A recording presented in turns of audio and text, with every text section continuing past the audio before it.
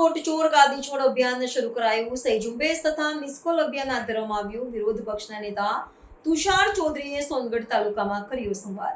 રાહુલ ગાંધીએ તબક્કાવાર 2 press conference કરીને ભારતીય જનતા પાર્ટી દ્વારા ચૂંટણી પંચનો ઉપયોગ કરીને કઈ રીતે વોટ ચોરી કરવામાં આવે છે તેનું પુરાવા સહિત અને દસ્તાવેજ સહિત રજૂઆતો કરી છે અને સમગ્ર દેશમાં આજે વોટ ચોરી એ ખૂબ ચર્ચાનો મુદ્દો બની ચૂક્યો છે।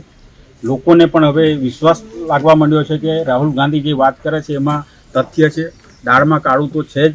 એટલે એને વધારે ઉજાગર કરવા માટે ગુજરાત પ્રદેશ કોંગ્રેસ સમિતિ દ્વારા બૂથ દીઠ 100 સહીઓ ઉઘરાવવાનું ટાર્ગેટ કોંગ્રેસના આગેવાનો અને કાર્યકરોને આપવામાં આવ્યો છે અને સમગ્ર દેશમાં પણ એઆઈસીસી દ્વારા 5 કરોડ જેટલી સહીઓ ઉઘરાવીને દિલ્હી ખાતે ચૂંટણી પંચને સહીઓ સુપ્રત કરવાનો કાર્યક્રમનું પણ આયોજન થઈ ચૂક્યું છે। ત્યારે આજે હાલમાં તાપી જિલ્લામાં આ સહી ઝુંબેશ પૂરજોશમાં ગામડે ગામડે ચાલી રહી છે। જિલ્લા પંચાયત, તાલુકા પંચાયત સીટ વાઇઝ પણ ચાલી રહી છે અને આજે વ્યારાનગર ખાતે પણ એની શરૂઆત આજે અમે કરી રહ્યા છે અને આમાં જે રીતે જે લોકો આજે અહીંયા આવ્યા છે એના પરથી જ સાબિત થાય છે કે આ વોટ ચોરી એ ખરેખર લોકો માટે ખૂબ ચર્ચાનો વિષય છે અને ખૂબ ગંભીર મુદ્દો છે અને એને અટકાવવા માટે કોંગ્રેસ પક્ષ કટિબદ્ધ છે અને મને જે લક્ષ્યાંક છે લક્ષ્યાંક કરતાં પણ વધારે સહીઓ ઉઘરાવીને અમે ચૂંટણી પંચ સુધી પહોંચતું કરીશું અને આવનારી કોઈ પણ ચૂંટણીમાં ભારતીય જનતા પાર્ટી વોટ ચોરી ના કરી શકે